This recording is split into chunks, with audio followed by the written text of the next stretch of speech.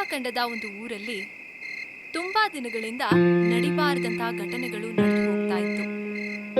ಆ ಊರಿನ ಸುತ್ತ ಭಯದ ವಾತಾವರಣ ಆವರಿಸಿತ್ತು. ಅಚಾನಕ್ ಆಗಿ ಒಬ್ಬ ಹುಡುಗ ನಿದ್ರೆಯಲ್ಲಿ ಕಿರ್ಚಿಕೊಂಡ.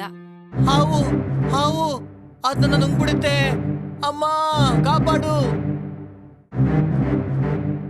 ಅಯ್ಯೋ ದೇವ್ರೆ, ಮತ್ತೆ ಅದೇ ಕೆಟ್ಟ ಕನಸು. ಪ್ರತಿದಿನ ಹೀಗೆ ಆಗ್ತಿದೆ. ನಮ್ಮ ಮಗಂಗೆ ಏನಾಗಿ ಹೋಗ್ಬಿಟ್ಟಿದೆ. ಏನೂ ಇಲ್ಲ, ಕೆಟ್ಟ ಕನ್ಸು ಬಿದ್ದಿರ್ಬೇಕು ಅಷ್ಟೇ ಬಿಡು. ಮಕ್ಕಳು ನಿದ್ದೆಯಲ್ಲಿ ಕಿರಿಸೋದು ಸಹಜ.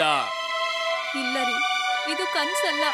ಇದೇನೋ ಅಶುಭದ ಸಂಕೇತ ಅನ್ನಿಸ್ತಿದೆ. ನೀನು ಅವಶ್ಯಕತೆಗಿಂತ ಹೆಚ್ಚಾಗಿ ಯೋಚನೆ ಮಾಡ್ತಾ ಇದೀಯಾ, ಮಲ್ಕೋ. ಮಾರನೇ ದಿನ ಮುಖ್ಯಸ್ಥ ಅವನ ದನದ ಕೊಟ್ಟಿಗೆಗೆ ಬಂದು ನೋಡಿದಾಗ ಅಲ್ಲಿದ್ದ 2 ಹಸುಗಳು ಕಣ್ಣಲ್ಲಿ ರಕ್ತ ತುಂಬಿ ಸತ್ತು ಹೋಗಿರುತ್ತೆ. ಅಯ್ಯೋ ಭಗವಂತ, ಇದೇನಾಗೋಯ್ತು? ಇದು ಅದೇ 2 ಹಸುಗಳು ತಾನೆ, ಮಗನ ರೂಮ್ ಹಿಂದೆ ಕಟ್ಟಿದಂತ ಹಸುಗಳು ತಾನೆ. ಏನಪ್ಪ ಇದು ಹೀಗಾಗೋಯ್ತು? ಮುಖ್ಯಸ್ಥ ತಕ್ಷಣ ಹೊರಡ್ತಾನೆ. ಆಗ ಅವನಿಗೆ ಊರಿನ ಹರೀಶ್ ಅನ್ನುವಂಥ ಒಬ್ಬ ಯುವಕ ಸಿಗ್ತಾನೆ. ಅಯ್ಯೋ ಮುಖ್ಯಸ್ಥರ, ಏನಾಯ್ತು? ಏನೋ ಯೋಚನೆಯಲ್ಲಿದ್ದೀರಾ ಅನ್ಸುತ್ತೆ. ಹರೀಶ್, ಏನೋ ಸಮಸ್ಯೆ ಇದೆ ಅನ್ಸುತ್ತೆ. ನನ್ನ ಮಗನಿಗೆ ದಿವಸ ಹಾವಿನ ಕನ್ಸು ಬೀಳ್ತಾ ಇದೆ. ಇವತ್ ನನ್ನ ಕೊಟ್ಟಿಗೆಯಲ್ಲಿ ನನ್ನ 2 ಹಸುಗಳು ಸತ್ತು ಬಿದ್ದಿದ್ವು. ಅವುಗಳ ಕಣ್ಣಿಂದ ರಕ್ತ ಬರ್ತಾ ಇತ್ತು. ಹೌದಾ? ನೀವು ಮನೆಗೆ ಹೋಗಿ, ನಾನು ಯಾವುದೋ ಮುಖ್ಯವಾದ ಕೆಲಸದ ಮೇಲೆ ಹೊಲದ ಹತ್ರ ಹೋಗ್ತಾ ಇದ್ದೀನಿ. ನಾನು ಸ್ವಲ್ಪ ಹೊತ್ತಲ್ಲೇ ನಿಮ್ಮ ಮನೆಗೆ ಬಂದ್ಬಿಡ್ತೀನಿ. ಈ ವಿಷಯನ ಅಷ್ಟು ಸುಲಭವಾಗಿ ತಗೋಬೇಡಿ. ಇದು ಬೇರೆ ಏನೋ ಅಂತ ಅನಿಸ್ತಾ ಇದೆ. ಸ್ವಲ್ಪ ಹೊತ್ತಾದ್ಮೇಲೆ ಹರೀಶ್ ಅವನ ಹೊಲದ ಪಕ್ಕದಲ್ಲಿದ್ದ ಒಂದು ಹಳೆ ಬಾವಿ ಹತ್ರ ಬಂದ. ಏನು ಇದೆ ಈ ಊರಲ್ಲಿ? ಕಣ್ಣಿಗೆ ಕಾಣಿಸ್ತಾ ಇಲ್ಲ, ಆದ್ರೆ ಏನಿದೆ ಅಂತ ಅನ್ನಿಸ್ತಾ ಇಲ್ಲ. ಬಾವಿಯಿಂದ ಒಂದು ವಿಚಿತ್ರವಾದ ಧ್ವನಿ ಬರೋಕ್ಕೆ ಶುರುವಾಯ್ತು. ಈ ಧ್ವನಿನ ಯಾವತ್ತೂ ಕೇಳೇ ಇಲ್ವಲ್ಲ. ಅವನು ಬಾವಿ ಹತ್ರ ಹೋಗ್ತಿದ್ದ ಹಾಗೇನೆ ಆ ಧ್ವನಿ ಹೆಚ್ಚಾಗ್ತಾ ಹೋಗುತ್ತೆ. ಯಾರದು? ಕೆಳಗಡೆ ಯಾರಿದ್ದೀರಾ? ಇದ್ದಕ್ಕಿದ್ದಾಗೆ ಆ ಬಾವಿಯಿಂದ ಭಯಾನಕವಾಗಿ ಹಾವುಗಳ ಕಣ್ಣುಗಳು ಕಾಣಿಸುತ್ತೆ. ಆ ಕಣ್ಣುಗಳು ಇದ್ದಕ್ಕಿದ್ದಾಗೆ ಅವನ ಆತ್ಮಕ್ಕೆ ಸೇರ್ಕೊಂಡ್ಬಿಡುತ್ತೆ. ಅದೇ ಕ್ಷಣದಲ್ಲಿ ಹರೀಶ್ ಆ ಬಾವಿ ಒಳಗೆ ಮುಳುಗಿ ಹೋಗ್ಬಿಡ್ತಾನೆ. ಯಾರೋ ಮಕ್ಕಳು ಬಾವಿ ಪಕ್ಕ ಆಟ ಆಡ್ತಾ ಇದ್ರು. ತಕ್ಷಣ ಅವರು ಕಿರ್ಚ್ಕೊಳ್ತಾರೆ. ಅಮ್ಮ, ಇಲ್ಲಿ ಯಾವ್ದೋ ಹೆಣ ತೇಲ್ತಾ ಇದೆ. ಹಳ್ಳಿ ಜನ ಅಲ್ಲಿಗೆ ಬಂದು ನೋಡ್ತಾರೆ.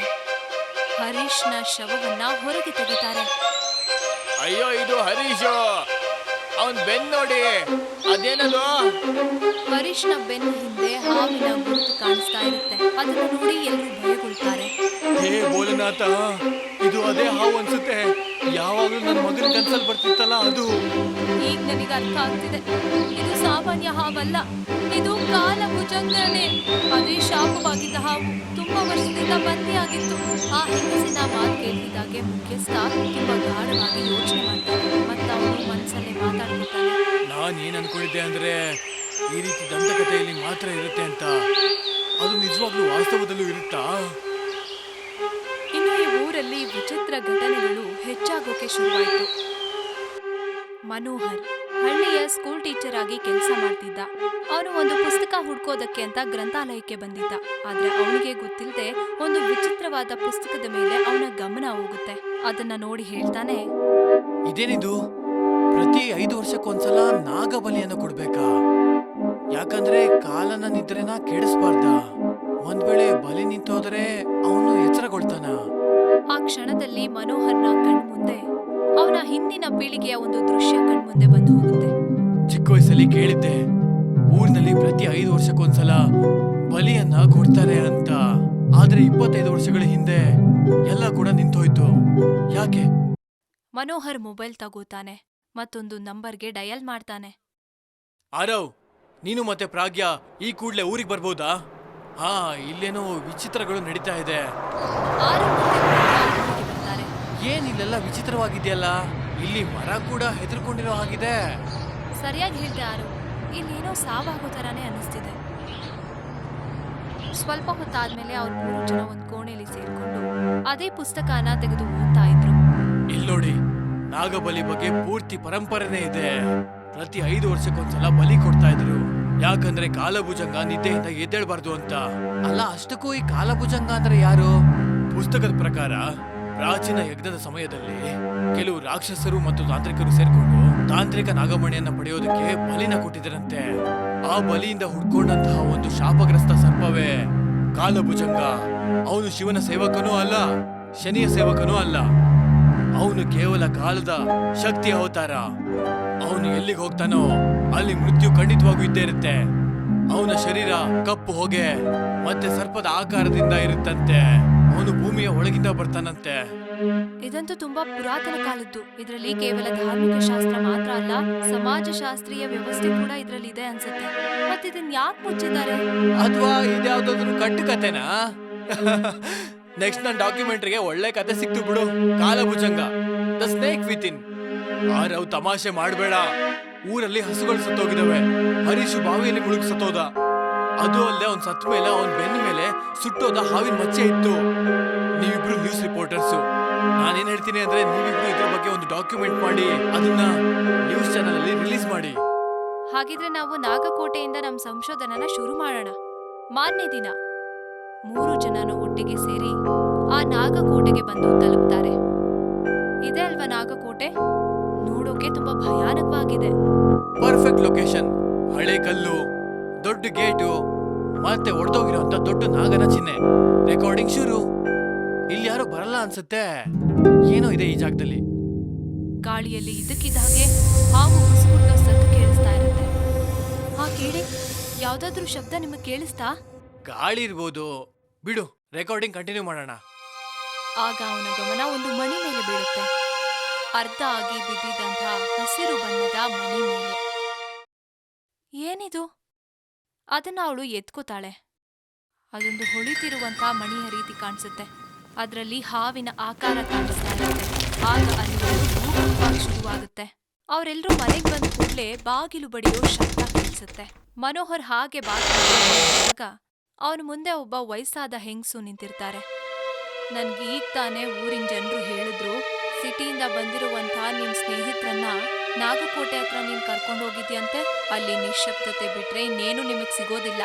ನೀವ್ ಅಲ್ಲಿವರೆಗೂ ಯಾಕೆ ಹೋಗಿದ್ರಿ? ಮನೋಹರ್ ನಡುಗುತ್ತಾ ಅಲ್ಲಿ ನಡೆದಂತ ಘಟನೆನ ಆ ಹೆಂಗಸಿಗೆ ಹೇಳ್ತಾನೆ. ನೀವು ಕಿತ್ಕೊಂಡಿರುವಂತ ಮಣಿ ಅದು ನಾಗಮಣಿ. ನೀವು ಕಾಲಭುಜಂಗನಿಗೆ ಬಿಡುಗಡೆಯ ದಾರಿ ಮಾಡ್ಕೊಟ್ಟಿದ್ದೀರಾ. ನಿಮ್ಗೆ ಇದ್ರ ಬಗ್ಗೆ ಇಷ್ಟೊಂದು ವಿಷಯ ಎಲ್ಲ ಹೇಗ್ ಗೊತ್ತು? ನನ್ನ ಅಜ್ಜಿ ಕೊನೆಯ ನಾಗಬಲಿಯ ಪೂಜಾರಿ ಆಗಿದ್ರು. ಅವ್ರು ನನ್ಗೆ ಹೇಳ್ಕೊಟ್ಟಿದ್ರು, ದೇವಸ್ಥಾನದ ಗಂಟೆ ಮುಟ್ಟದೇನೆ ಹೊಡ್ಕೋತಿದೆ ಅಂದ್ರೆ, ಹಾಲು ಕಪ್ಪಾಗ್ತಿದೆ ಅಂದ್ರೆ, ನಾಗದೇವನ ಮೂರ್ತಿ ಇದ್ದಕ್ಕಿದ್ದಾಗೆ ಬೀಳ್ತಿದೆ ಅಂದ್ರೆ ಅರ್ಥ ಮಾಡ್ಕೊ, ಅವರು ಎಚ್ಚರಗೊಳ್ತಿದ್ದಾರೆ. ನೀವು ನಾಗಕೋಟೆಯಿಂದ ವಾಪಸ್ ಬಂದಾಗಿಂದ ಹಳ್ಳಿ ಪೂರ್ತಿ ಇದೇ ರೀತಿ ನಡೀತಾ ಇದೆ. ಅದೇ ದಿನ ರಾತ್ರಿ ಅಚಾನಕ್ ಆಗಿ ಊರಿನ ಒಂದು ಹುಡುಗಿ ಕೂಗಾಡ್ತಾಳೆ. ಅವಳ ಕಣ್ಣಿಂದ ರಕ್ತ ಸುರಿತಾ ಇರುತ್ತೆ. ಅಯ್ಯೋ ಅಯ್ಯೋ, ಇವಳ ಕಣ್ಣು, ನನ್ನ ಮಗಳಿಗೆ ಏನಾಗ್ತಿದೆ? ಸ್ವಲ್ಪ ಹೊತ್ತಾದ್ಮೇಲೆ ಆ ಹುಡುಗಿ ಪ್ರಾಣ ಬಿಟ್ಬಿಡ್ತಾಳೆ. ಆ ಹುಡುಗಿಯ ಸಾವು ಊರಲ್ಲಿ ಒಂದು ರೀತಿಯ ಭಯನೇ ಹುಟ್ಟಿಸಿರುತ್ತೆ. ಊರು ಪೂರ್ತಿ ನಿಶ್ಶಬ್ದವಾಗಿರುತ್ತೆ. ಎಲ್ಲಾ ಕಡೆ ಶಾಂತಿ ಆವರಿಸಿರುತ್ತೆ. ನೀವೆಲ್ಲರೂ ಸತ್ಯನ ತಿಳ್ಕೋಬೇಕು. ಮನೋಹರ್ ನಿನ್ನೆ ನಾಗಕೋಟೆಗೆ ಹೋಗಿದ್ದ. ಅವನ ಜೊತೆ ಅವನ ಸ್ನೇಹಿತರು ಕೂಡ ಹೋಗಿದ್ರು. ಅದರಲ್ಲಿ ಪ್ರಜ್ಞಾ ಅನ್ನೋ ಹೆಸರಿನ ಹುಡುಗಿ ನಾಗಮಣಿಯ ಕಲ್ಲನ್ನ ತಗೊಂಡ್ಬಂದಿದ್ದಾಳೆ. ಅದು ಸಾಮಾನ್ಯವಾದ ವಿಷಯ ಅಲ್ಲ, ಅದು ಕಾಲಭುಜಂಗನ ಮಣಿ. ಆ ಮಣಿ ಅವನನ್ನ ನಿದ್ರೆಯಿಂದ ಎಚ್ಚರಗೊಳಿಸುತ್ತೆ. ಅಂದ್ರೆ ಏನೆಲ್ಲ ಆಗ್ತಿದ್ಯೋ ಅದಕ್ಕೆ ಕಾರಣ ಆ ಕಲ್ಲ? ಹಾ, ಅವನಿಗೀಗ ಸಂಪೂರ್ಣವಾಗಿ ಶಕ್ತಿ ಬಂದಿದೆ. ಅವನೀಗ ಬಲಿ ಕೊಟ್ರೇನೆ ಶಾಂತನಾಗೋದು. ಆ ಸಮಯದಲ್ಲಿ ಊರಿನ ಮುಖ್ಯಸ್ಥ ಮನೋಹರ್ಗೆ ಹೇಳ್ತಾನೆ, ಮನೋಹರ್, ಇದೆಲ್ಲ ಏನು? ಹಾ, ಆದ್ರೆ ನನ್ನ ಇಚ್ಛೆ ಸರಿಯಾಗೇ ಇತ್ತು. ನಾನು ಆರೋ ಮತ್ತೆ ಪ್ರಜ್ಞಾನ ಯಾಕೆ ಕರೆದಿದ್ದು ಅಂದ್ರೆ, ಅವ್ರು ಈ ಊರಲ್ಲಿ ನಡೀತಿರೋ ವಿಚಿತ್ರ ಘಟನೆಗಳ ಬಗ್ಗೆ ಒಂದು ಡಾಕ್ಯುಮೆಂಟ್ ಮಾಡ್ಲಿ ಅಂತ. ಸ್ಕೂಲ್ನ ಲೈಬ್ರರಿಯಲ್ಲಿ ನನಗೊಂದು ಪುರಾತನ ಬುಕ್ ಸಿಕ್ತು. ಅದರಲ್ಲಿ ಬರ್ದಿತ್ತು, ಪ್ರತಿ 5 ವರ್ಷಕ್ಕೊಂದ್ಸಲ ನಾಗಬಲಿನ ಕೊಡ್ತಾರಂತೆ. ಯಾಕಂದ್ರೆ ಕಾಲಭುಜಂಗ ಪಾತಾಳದಲ್ಲಿ ಬಂದಿ ಆಗಿರ್ಬೇಕು ಅಂತ. ನನಗೆ ನೆನಪಿದೆ, ನಮ್ ತಂದೆ ಈ ಊರಿನ ಮುಖ್ಯಸ್ಥರಾಗಿದ್ದಾಗ ಅವರೇ ಈ ಬಲಿನ ಆ ಕಾಲದಲ್ಲಿ ನಿಲ್ಸಿದ್ದಂತೆ. ಅವ್ರಿಗನ್ಸಿತ್ತು ಇದೆಲ್ಲ ಮೂಢನಂಬಿಕೆ ಅಂತ. ಆದ್ರೆ ಈಗ ಅನ್ನಿಸ್ತಾ ಇದೆ ಅವ್ರ ನಿರ್ಧಾರ ತಪ್ಪಾಗಿತ್ತು ಅಂತ. ಆದ್ರೆ ಮನೋಹರ್ನ ದೂಷಿಸ್ಬೇಡಿ. ನೆನ್ಪು ಮಾಡ್ಕೊಳ್ಳಿ, ಹರೀಶ್ನ ಸಾವು, ನನ್ನ ಹಸುಗಳ ರಹಸ್ಯಮಯ ಸಾವು, ಇದೆಲ್ಲ ಆರೋ ಮತ್ತೆ ಪ್ರಾಗ್ಯ ಬರೋಕ್ಕೂ ಮುಂಚೆನೆ ಶುರು ಆಗಿತ್ತಲ್ವಾ? ನೀವೇ ಹೇಳಿ. ಏನೇ ಆಗಿದ್ರು ಒಟ್ಟಾಗಿ ಎದುರಿಸೋಣ. ಪ್ರಜ್ಞಾ ಗಾಢವಾದ ನಿದ್ರೆಯಲ್ಲಿರ್ತಾಳೆ. ಇದ್ದಕ್ಕಿದ್ದಾಗೆ ಎಚ್ಚರಗೊಳ್ತಾಳೆ. ಅವಳಿಗೆ ಯಾವುದೋ ಬಾವಿ ಒಳಗೆ ಇರೋ ಹಾಗನ್ಸುತ್ತೆ. ನಾಲ್ಕು ಕಡೆಯಲ್ಲಿ ಕತ್ತಲು ಆವರಿಸಿರುತ್ತೆ. ನೀರು ಕಪ್ಪು ಕಪ್ಪಾಗಿರುತ್ತೆ. ಆ ನೀರಲ್ಲಿ ಪ್ರತಿಬಿಂಬನೇ ಇರೋದಿಲ್ಲ. ಹಾಗೆ ಅಲ್ಲಿಂದ ಏನೋ ಮೇಲ್ ಬರೋದ್ ಕಾಣಿಸುತ್ತೆ. ಆಗ ಆ ನೀರಿನಿಂದ ಒಂದು ಕಪ್ಪು ಬಣ್ಣದ ಹಾವು ಪ್ರತ್ಯಕ್ಷ ಆಗುತ್ತೆ. ನಾನು ವಾಪಸ್ ಬಂದಿದ್ದೀನಿ. ಇನ್ ಮುಂದೆ ಈ ಪ್ರಪಂಚದಲ್ಲಿ ಕಾಲಭುಜಂಗನ ಆಟ ನಡೆಯುತ್ತೆ. ಪ್ರಪಂಚ ತುಂಬಾ ಕಷ್ಟವನ್ನ ಎದುರಿಸುತ್ತೆ. ಅದ್ರ ಬಗ್ಗೆ ಅವ್ರಿಗೆ ಒಂದು ಚೂರು ಯೋಚನೆ ಇರೋದಿಲ್ಲ. ಬಂದ ನನ್ನ ಮೊದಲನೇ ಶಿಕಾರಿ ನೀನಾಗಿದ್ಯಾ. ಪ್ರಜ್ಞಾ ಕಿರಿಚ್ಕೋತಾಳೆ ಮತ್ತೆ ಅವಳ ಕಣ್ಣು ಓಪನ್ ಆಗುತ್ತೆ.